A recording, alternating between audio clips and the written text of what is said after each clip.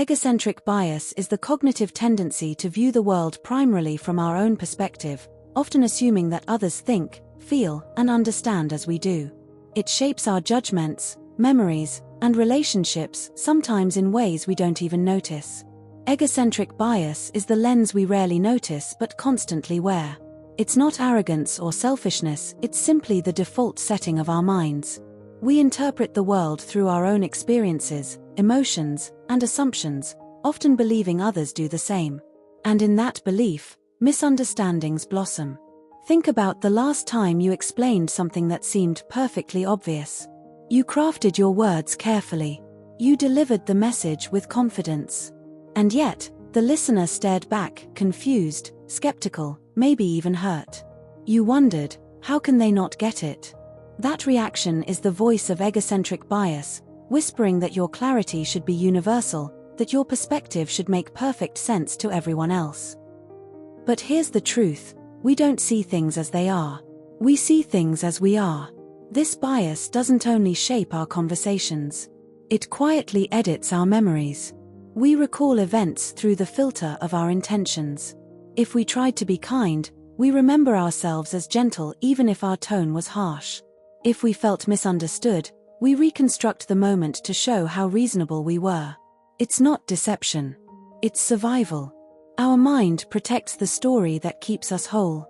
Egocentric bias also paints emotions onto others, expecting them to read our moods, sense our frustrations, and know the reasons behind our silence. We think our pain is transparent, our joy infectious. But emotions don't float freely like perfume in the air. They need context. They need words. Without those, others are left guessing, and their guesses often miss the mark. In relationships, this bias plays subtle tricks. We forget anniversaries and assume our partner won't mind, they know we're busy. We give advice and expect gratitude because it came from a good place. But their response isn't shaped by our intent. It's shaped by how they experienced us in that moment. This is where tension grows. One person feels unheard. Another feels unfairly judged. Both are speaking truths from different maps of reality. Yet here's what makes egocentric bias particularly stubborn: it feels natural. It feels right. After all, who else do we know better than ourselves? And so, without meaning to, we become the main character of every story, even ones we're merely supporting in. But this bias, while powerful, isn't permanent. It loosens when we become intentional. When we pause and ask, what am I assuming here? When we say, tell me what that felt like for you, instead of, let me explain what I meant. We start noticing the moments we usually rush past, the pause before judging, the space between speaking and truly listening. This is where growth lives.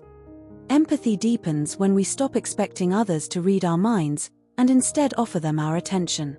We become generous with curiosity. We step outside the comfort of our narrative and wander through someone else's. Not to critique it, but to understand it. Egocentric bias can make the world feel smaller, predictable, centered on us. But when we challenge it, the world expands.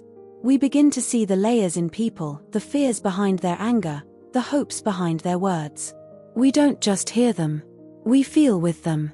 Imagine what changes when we approach conversations this way, not as battles of logic, but as bridges of experience. Misunderstandings become opportunities. Arguments become invitations. Silence becomes space, not distance.